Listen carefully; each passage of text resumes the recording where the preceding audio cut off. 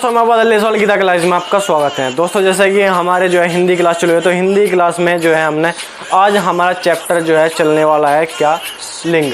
लिंग मतलब जेंडर। तो आज हम लिंग के बारे में पढ़ेंगे, देखेंगे क्या कि हिंदी में कितने प्रकार के लिंग होते हैं, किस प्रकार हम लिंग को पहचान सकते हैं कि कौन सा लिंग है, कैसे है कि, तो इस बारे में हम पढ़ेंगे। तो क्या है लिंग? तो संज्ञा के जिस रूप से हमें नर या मादा होने का बोध होता है उसे हम लिंग कहते हैं। नर या मादा का पता चलता है तो उसे हम लिंग कहते हैं। हिंदी में ये दो प्रकार के होते हैं, पुल्लिंग और स्त्रीलिंग।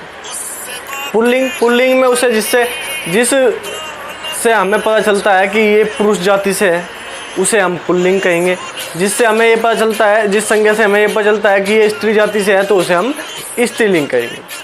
लेकिन संस्कृत में जो है, हिंदी के बाद अगर हम संस्कृत में देखें तो एक तीसरा लिंग होता है जो होता है नपुंसकलिंग, जो हमें जड़ या किसी निर्जीव वस्तु का बोध कराते हैं।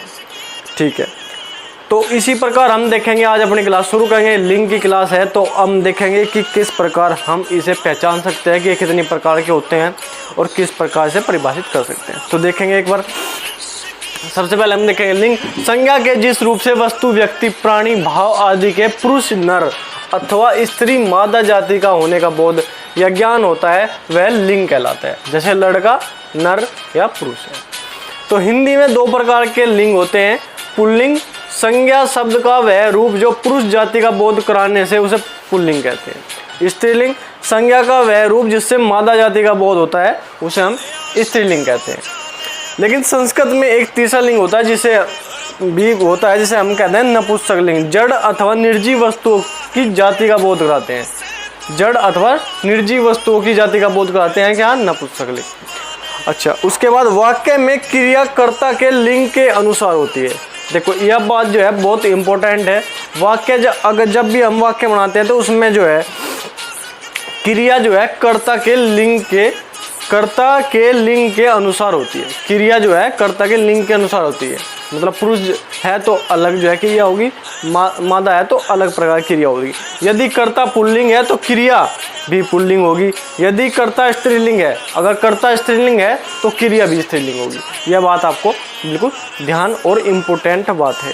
ये जो है हमारी जो है इम्पोर्टेंट बात है कि वाक्य में क्रिया कर्ता के लिंग के अनुसार होती है। यदि कर्ता पुल्लिंग है तो क्रिया भी हमारी पुल्लिंग होगी, और यदि कर्ता स्त्रीलिंग है तो क्रिया भी हमारी स्त्रीलिंग होगी।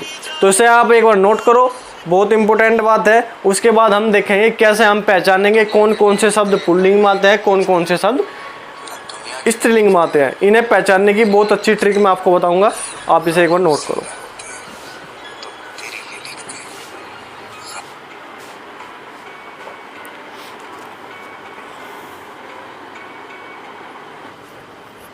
तो अब हम देखते हैं कि इसमें क्या है कि पुल्लिंग। सबसे पहले हम देखेंगे कि पुल्लिंग शब्द क्या क्या हो सकते हैं, कि इसमें जो है हम पुल्लिंग को पहचान सकते हैं कि ये पुल्लिंग है क्या, ये स्त्रीलिंग है। तो सबसे पहले पुल्लिंग देखेंगे हम कि पुल्लिंग कैसे हम पहचान सकते हैं। तो कुछ समूहवाचक संज्ञा सदैव पुल्लिंग होती है। कुछ समूहवाचक संज्ञा जो है हमारे हमेशा पुल्लिंग होती है। जैसे समाज, मंडल, दल, समूह, वर्ग आदि। जैसे इसका सबसे जो है आसान तरीका है क्या है, हम जो है वाक्य बना के से देख सकते हैं। कैसे, समाज किस दिशा में जा रहा है। समाज किस दिशा में जा रहा है। तो ऐसे तो हम बोल नहीं सकते समाज किस दिशा में जा रही है, तो हमें पता चलेगा कि समाज जो है वो हमारा जो है पुल्लिंग है। समाज किस दिशा में जा रहा है। तो हम इस प्रकार जो है हम जो है वाक्य बना के प्रयोग करके भी हम जो है देख सकते हैं कि पुल्लिंग है या स्त्रीलिंग है। दिनों के नाम पुल्लिंग होते हैं। दिनों के नाम हमेशा पुल्लिंग होते हैं। किसे, जनवरी, मई और जुलाई को छोड़कर। जनवरी, मई और जुलाई को छोड़कर। अगर जनवरी, मई और जुलाई को छोड़कर सारे दिनों के नाम पुल्लिंग होते हैं। ठीक है।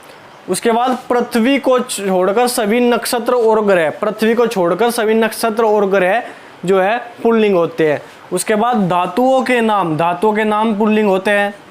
वृक्षों व फूलों के नाम और फलों के नाम भी जो है हमारे पुल्लिंग होते हैं। अनाज के नाम अरहर, मक्का, ज्वार और मूंग को छोड़कर सारे अनाजों के नाम भी हमारे पुल्लिंग होते हैं। ये जो हमें बता रहे हैं ना कि इसे छोड़कर, तो ये बहुत ही खास बात है। क्यों? हमने पढ़ लिया कि अनाजों के नाम तो पुल्लिंग होते हैं, लेकिन वो आ गया ज्वार, मूंग, मक्का, तो ये जो है पुल्लिंग नहीं होते हैं। उसके बाद रत्नों के नाम, रत्न आपको पता ही है। द्रवों के नाम, द्रव सारे दूध दही सब जो है द्रव जो है पुल्लिंग होते हैं, लेकिन चाय, कॉफ़ी, चटनी, लस्सी आदि को छोड़कर जो है ये सारे पुल्लिंग होते हैं। चटनी, चाय, कॉफ़ी, लस्सी को छोड़कर। समय, घंटा, क्षण, सेकंड, मिनट जो है पुल्लिंग होते हैं। द्वीप और सागर के नाम, वर्णमाला के अक्षर, वर्णमाला में जितने भी अक्षर है, लेकिन ई, बड़ी और री के रिश्ते को छोड़कर सारे पुल्लिंग होते हैं। आकारांत संज्ञाएं, आकारांत संज्ञा जिनके अंत में आ की मात्रा लगी होती है, वे आकारांत होते हैं, वे हमेशा पुल्लिंग होते हैं। तो मैंने आपको बताया कि ये पुल्लिंग कौन कौन से हमारे होते हैं, जिससे हम एक बार पहचान सकें। इसे आप एक बार नोट करो कि कौन कौन से पुल्लिंग होते हैं, इससे हमको पता चल जाएगा। जो हम पुल्लिंग नहीं होते हैं वे स्त्रीलिंग होते हैं। तो इसे आप नोट करो और देखो कल की क्लास में हम क्या देखेंगे। हम कल की क्लास में देखेंगे कौन सा शब्द पुल्लिंग से स्त्रीलिंग बनाना, और पुल्लिंग और स्त्रीलिंग ट्रिक से हम कैसे पहचान सकते हैं, ये हम कल की क्लास में देखेंगे। कल की क्लास में हम सबसे पहली बात ये रहेंगे कि हम पुल्लिंग हो या स्त्रीलिंग को ट्रिक से कैसे पहचान सकते हैं देखते के साथ ही, और किसी पुल्लिंग शब्द को हम स्त्रीलिंग में कैसे कन्वर्ट कर सकते हैं, ये हम जो है कल की क्लास में देखेंगे। तो ठीक है, वीडियो अच्छी लगे तो लाइक करो, चैनल को सब्सक्राइब करो, अपने भाई को जो है वो सपोर्ट करो। तो ठीक है, आज के लिए इतना ही। धन्यवाद। जय हिंद।